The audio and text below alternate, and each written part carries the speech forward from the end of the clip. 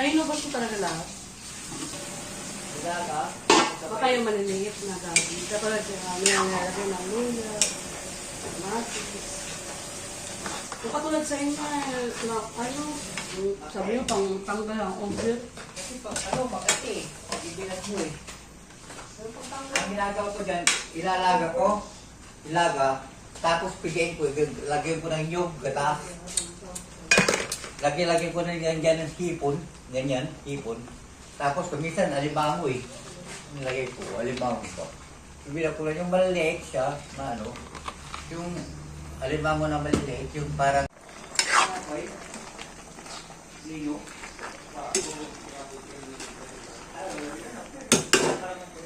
Okay na to.